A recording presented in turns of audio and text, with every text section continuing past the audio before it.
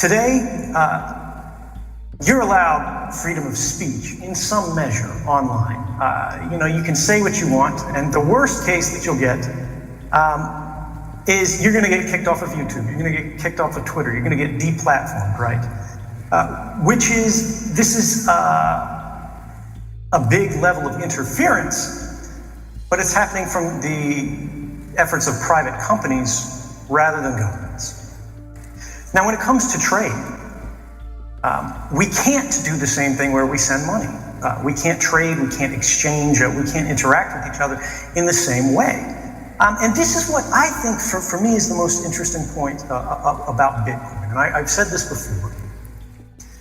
Bitcoin is free money, right? You are able to exchange and interact permissionlessly. And when I think about privacy, when I think about liberty, that's what this is all about. What does liberty mean? It's freedom from permission. It means we live our lives in a way that we can experiment, we can engage, we can try things, we can even fail. And we don't have to get, a permission slip from the principal's office. We're not watched, we're not recorded. And because of this, our mistakes don't haunt us. And this core point, right? This ability to act without permission, so long as you're not harming someone else, so long as you're not infringing on the rights of others, this is the foundation of all rights. When you talk about due process, when you talk about freedom of speech, when you talk about freedom of religion, whatever you have, right? The right to a fair trial, the reason we have these rights, what they are recognizing, what they're codifying, is a right to the self, right? And this goes in our language all the way down to private property, right? Privacy is that thing that says you belong to you rather than to society. And what I fear is that over the last decades, as technology has changed the world in ways that make monitoring people and peoples at scale, right? Populations seeing everything that's going on in new ways and deeper ways, right? It used to be if governments wanted to watch us, they had to put teams of men on the street to follow you around, working in buildings, in cars, out on foot, to see where you go, to see who you meet, how you got there, how long you were there, to sit close enough into the cafe to know generally what your activities were, but not so close that you go, who is this guy that's sitting behind me all the time, right? Now, all of this happens with devices that we ourselves paid for, right? Whether it's your home internet connection, whether it's the phone that's in your pocket right now, we are padding out a permanent record of every private life.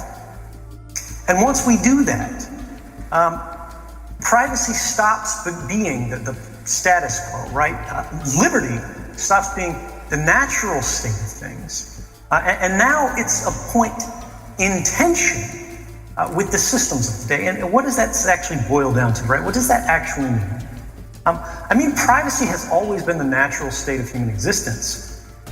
Because even if you lived back in an old village in the day, people would gossip about you, people would understand you, people would see kind of how you go, how you live. But it was very easy to get away from this. You walked out in the woods, you were alone, you closed your doors and there was no one but you. Unless they came in and ransacked your journals, these things belong to you. But now that there is a record of everything being created, of every message you've ever sent, every border you've ever crossed, everything you've ever bought, every conversation you've ever had, everything you've ever typed into that search box, right? Instead, the only real control we have over the measure of privacy, over the measure of liberty in our lives, in our countries, in our world today, is that governments and institutions, meaning both governmental and corporate, decide to grant us. Because what we really have now is a record of all of our lives that the telecommunications companies have, that Facebook has, that the government has, that Visa and MasterCard have, right? And simply their willingness or their agreement with us that they will not read it.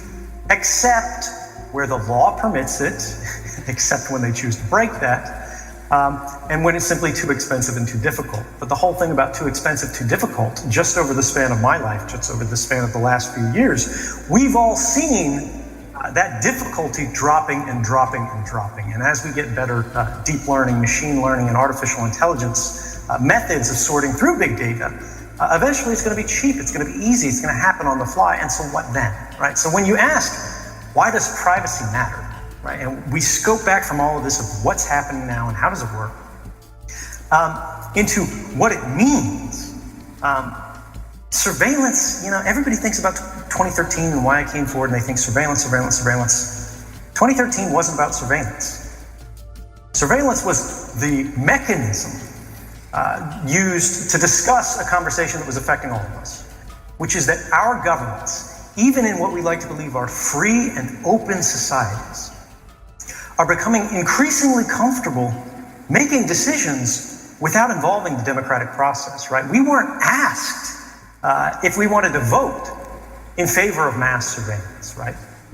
They simply didn't, right? We weren't asked. The courts weren't even allowed to consider if these systems were constitutional. Every time someone got evidence that they were spied on over these, and this has been happening back to 2004, right before 2013 came forward, there were indications that this system had been built and that it was operating unlawfully. And we got some of the biggest NGOs in the United States who challenged it. We got the American Civil Liberties Union, who challenged this in court. They were representing Amnesty International, right? And when it got all the way up to the Supreme Court, right, they said, look, this is a really interesting controversy, and this is something that we should be able to weigh in on. But the government, and by this they mean the executive branch, is saying this is a secret. And because it's a secret, the courts don't have the place to decide this, because it's not for the courts to decide what is or is not secret. It's up to the courts to decide what is or is not lawful. The champion of secrets, right, the master of the keys, that's the executive branch. And they say it's secret, so we have to trust them. But that puts society in a position where we have to trust the executive. And if we don't know what the executive is doing, we don't know how to vote. And if we can't vote in a meaningful, informed way, we can't grant consent in a meaningful way. Which means even though we have a democracy in name, it's not truly meaningful. Is without privacy, we have no power. Because it's privacy that gives us agency. It's privacy, that right to the self, that allows us to come up with that original idea. That could be a bad idea, that could be one we're criticized for, that could get us disowned by our friends or our community or society, right? But then once we have that idea, we can share it with people that we do trust and go, is this a good idea? What do you think about this? And they can sharpen that idea, they can challenge us, they can argue with us, and then we share it again, and we share it again, and step by step it goes more broadly out into the world. And once it's gone these extra steps, right? Suddenly you no longer have a person talking about this. You no longer have a table talking about this. You have a city talking about it, and then you have a country talking about it, and then you have the whole world talking about it. And that is the origin of progress. Without privacy, we don't have progress. Without privacy, we don't have any meaning in the rest of our rights. Because what is a right? A right exists to protect, not the majority, because the majority decides what is or is not lawful. The majority doesn't need rights. The majority hardly needs laws. Rights exist to protect the minority against the majority. Well, right now, again, the panelists we just had, anybody who's worked in the cryptocurrency space, on the institutional side, can tell you that the first thing government goes after is privacy. Right? What they go is, all right, you can have your magic internet money. You can do whatever you want. As long as it fits our status quo, right? You might be a square peg, but you're going to have to find a way to shave enough off of your system to fit into our round hole. And the problem is the thing that they've been shaving off of Bitcoin, and the thing that they've been shaving off of all of these institutions that are involved in this space are the protections for the people who are using them, right? They are shaving off the digital equivalent of our rights, right? Our freedom from unreasonable search, seizure, interference in our private interactions. And this is what I think is the most important thing that Bitcoin is missing right now, right? All of the Bitcoin developers, you hear them talking about it. We've had panels, I think yesterday at your conference actually, where they talk about the privacy problem and where it's going.